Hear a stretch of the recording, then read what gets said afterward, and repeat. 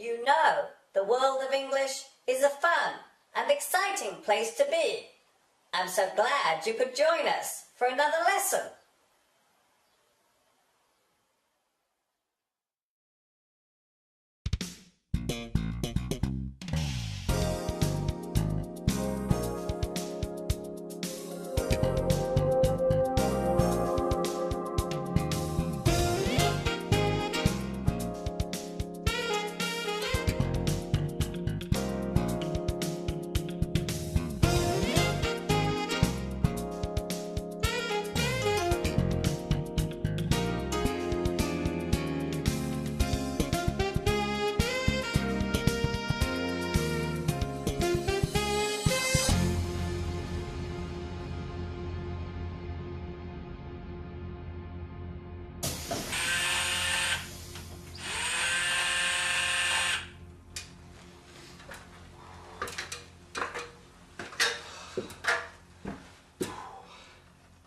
Oh, hi everybody. This is Mr. Duncan in England.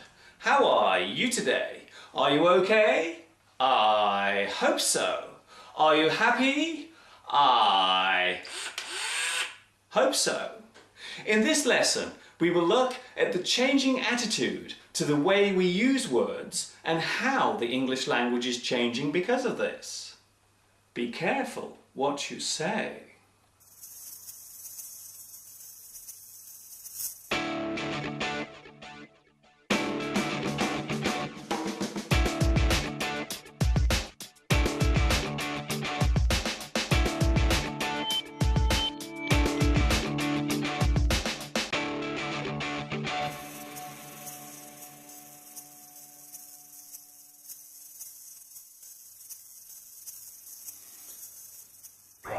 They say that the English language is very colourful and can be used in many interesting ways to describe things around us.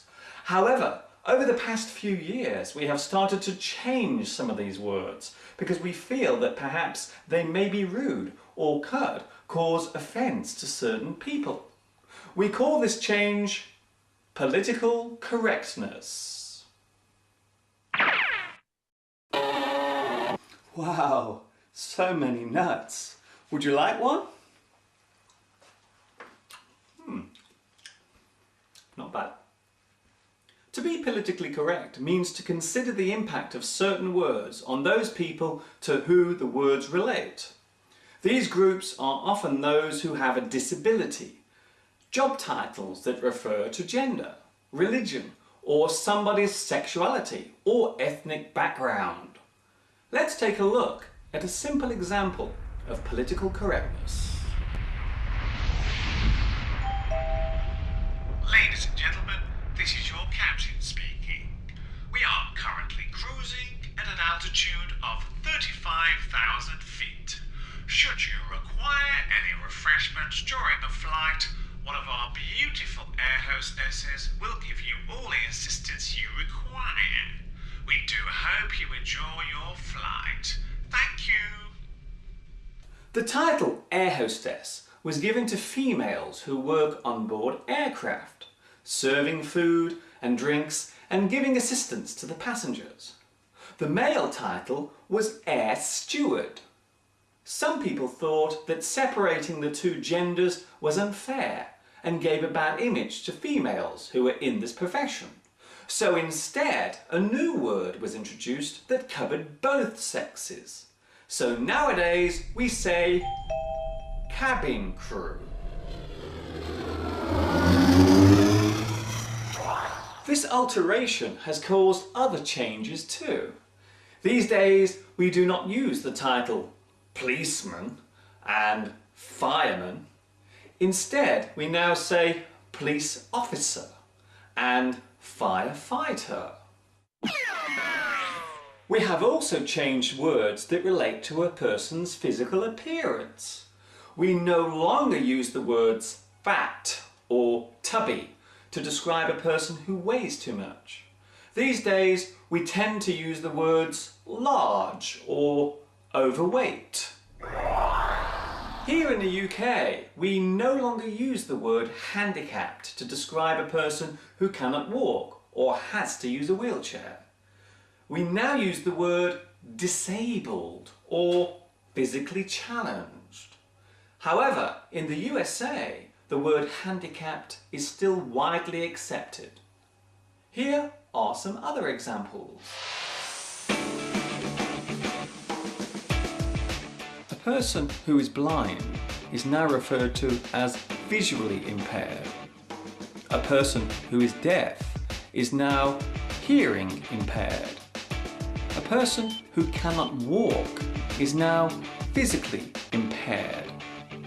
The word impair means weaken or damage.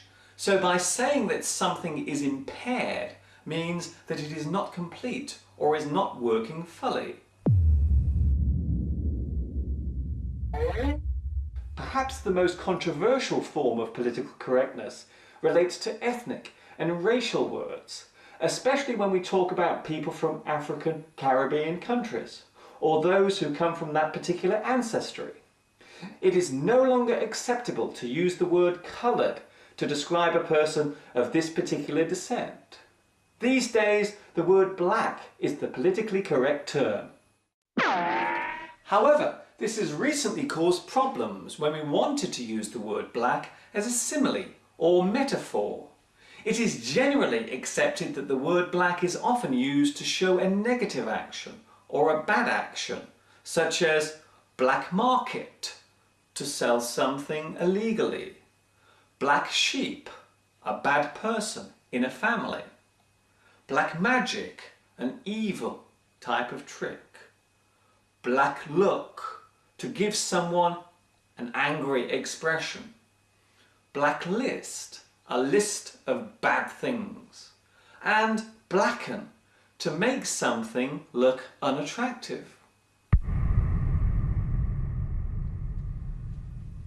So these expressions have become less popular now, even though they do not in any way relate to the racial origin of a person. Another example of political correctness was the attempt to change the word blackboard to chalkboard. However, many people thought this was going too far, so that particular word is still okay to use to this very day.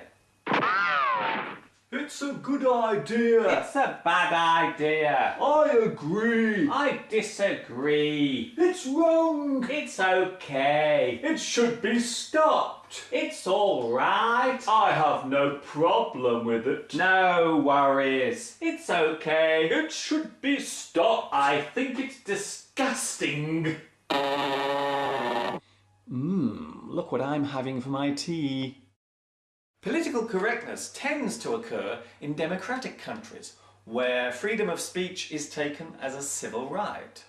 In some ways, it is ironic that societies that encourage free speech are the same ones that are also attempting to suppress it. It is also worth noting that being politically correct is not a new thing. In fact, it can be traced back to the early 20th century, during the period of the First World War.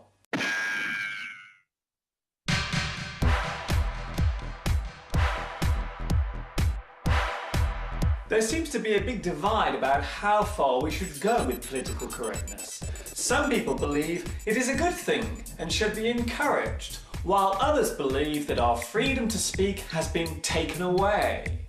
You may even hear someone use the sentence, "It's political correctness gone mad!"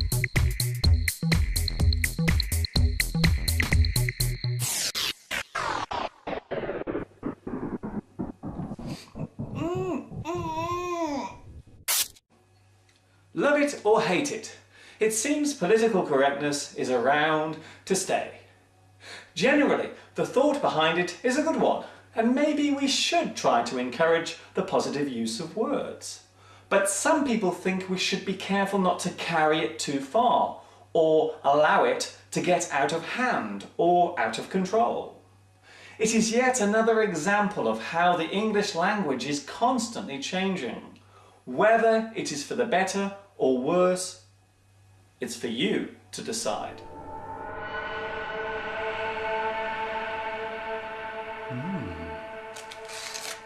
My favourite. Before I leave you today, I would like to say a special hello to my new friends watching in Bosnia and Herzegovina, China, Germany, Mexico, Saudi Arabia, and Venezuela. This is Mr. Duncan in England saying, watch your P's and Q's. In other words, be careful what you are saying and to whom you are saying it. Have fun until next time. Ta-ta for now.